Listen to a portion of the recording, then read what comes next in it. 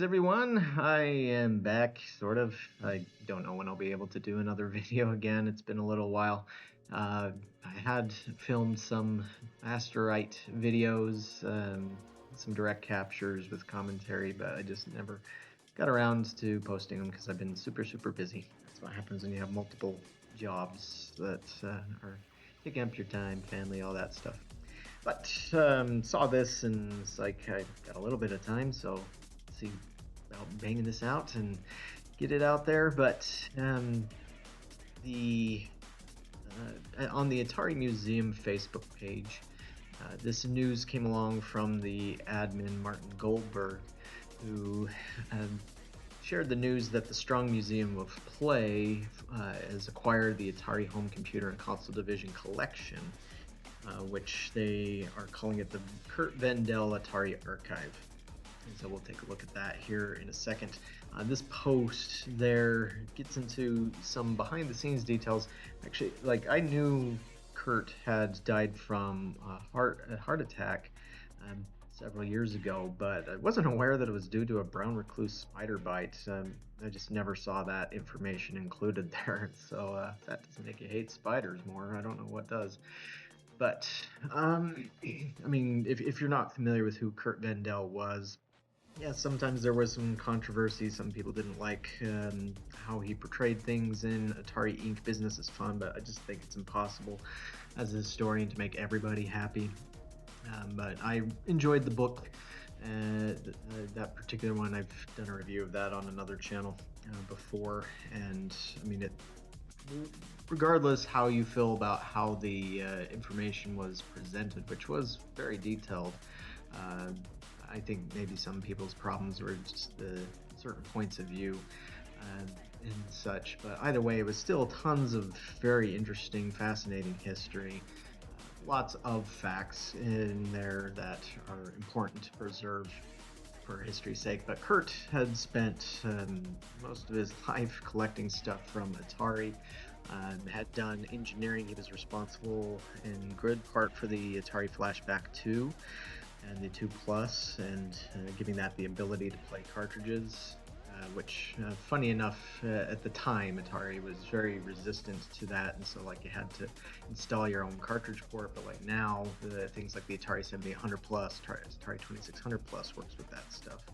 But anyways, as Martin mentions here, Martin was his partner in working on the Atari Museum stuff, and after Curt's death, helped continue to curate that. Also, I recall, set up a fund for Curt's family. As I remember, he had a daughter, at least in college and such, and of course it was all very unexpected with that stuff. But anyways, and Martin was also one of the co-authors on Atari Inc. Business is Fun. But as he mentions here, his wishes were minus a few things he wanted to keep separate. He wanted to have it go to a museum where it'd be preserved and accessible to people, and at the same time make sure and give his family money from its sale.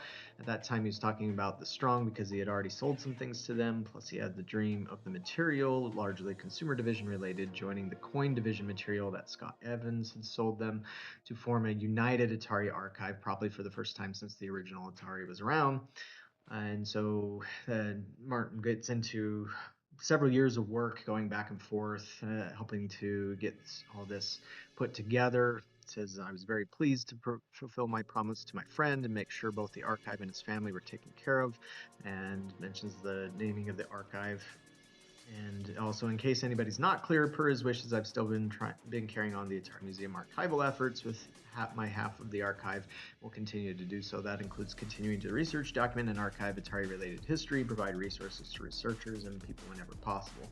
And I've used a lot of information both from Atari Inc. Business is Fun, but also the AtariMuseum.com website, which last I had checked, it was no longer functioning, and so you had to use archive.org.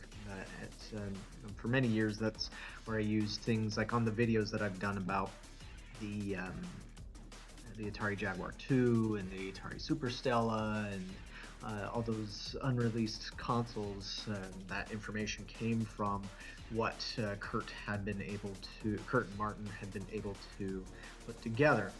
But let's jump over to the National Museum of Play, which is, again, a museum based on play, but also a lot of video game stuff goes here, not just play in general. But this is just a press release mentioning that it's the home of the World Video Game Hall of Fame and that they acquired the collection and that it covers stuff from the home computers as well as console divisions from when Atari started through the 2000s. And this Curt Vendel Atari collection includes hundreds of pieces of computer media on a variety of formats, along with the original schematics and engineering drawings for released and unreleased consumer products such as the Atari 8-bit line of computers, the television interface adapter TIA chip that powered the 2600 and the 2800, which was a Japanese version of the 2600, and the unreleased The way that's worded is it makes it sound like the TIA was used in the Jaguar II, but it's just the information that Curt had on the Jaguar II, which again is what I used. So Curt had a prototype board of the Jaguar II, and it had an early chipset, the Oberon, I think it was called. As I recall, he didn't get it fully working. Like, he was able to get it powered on, but there wasn't really any software for it. But I think he might have been able to get it to the point, him or Martin had been able to get it to the point where it could play like Tempest 2000 because it was backwards compatible with the Jaguar library. So all the materials that would have existed on the Jaguar II are likely there. You can sort of see in the photos here. Let's see if I can zoom in. Like, there's a mist packing demo for the Jaguar CD, which looks like this was an early prototype version. And so Andrew Borman, the museum's director of digital preservation, said that Atari played a foundational role in the creation of the video game industry and early home computing. This collection captures this legacy with exceptional depth and detail, chronicling the company's early innovations in home entertainment, pivotal role in the 1980s game market, and continuing cultural relevance, and then gets into how it took several decades to put this all together. It mentions Curt's engineering work, and then gets into what this collection includes, such as original logbooks from Atari engineer Ron Milner, who was one of the engineers working on the Atari 2600. Includes stuff with Owen Rubin, who I've spoken with personally in recent times. But it doesn't say what else he added. He was mainly in the coin-op division, but I think there might have been a little bit of overlap of certain tasks he had to do, but he was sort of 99% focused on the coin-op division, the arcade division. Licensing documents with outside companies such as Sega, product design documentation, and box art, source code, and ROM release folios for the Atari Jaguar and 2600 games, merchandising, trade show materials, and stuff for like ET. And so, this is over in Rochester, New York. I'd love to go out there one day and visit it. That would probably be a lot more interesting, especially now from an Atari perspective, than say visiting the old headquarters in Sunnyvale, just because there's nothing Atari related there other than just the building. Although I can't remember if those got tore down or if they preserved them, because I know there was talk about tearing them down and building a different business park or something there, something updated. But yeah, happy to see this all getting preserved. This sort of stuff's more interesting to me than hotels that go nowhere, in case you hadn't heard. I'm sure you probably have. Dude, no one's surprised unless you're just super rose-colored glasses on, then nobody sane was thinking that was going to work out, that there was actually going to be an Atari hotel. That is just like the Atari VCS. All the indicators were there and very clear that this didn't look like something that was legitimately going to be happening.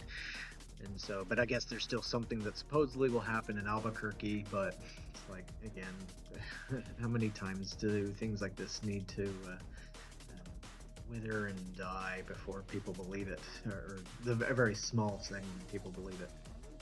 But anyways, what do you think about that? Would you like to go and check out this collection. If you were to go to an Atari museum and see all that stuff, what would you be interested in looking at the most? I assume for a lot of fans out there, they're interested in the ROMs and such. I know Curt, back in the day on Atari Age, had posted a lot of stuff. He had posted documentation, he had posted source code for certain things that he was able to obtain.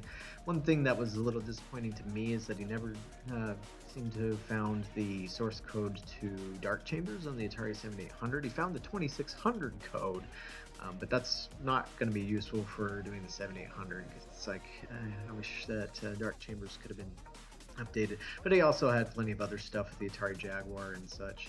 And so, as I recall, he had helped contribute a lot of stuff to the Atari Jaguar Extremist packs that Jaguar Sector 2 had produced, and I have all four of those. Haven't really done much with them in recent times. Maybe I should sell them off. So they're not doing me much good, except for maybe, I guess, if I'm able to ever get back to making content here. But yeah, let me know what you think in the comments below. We'll catch you on the next video.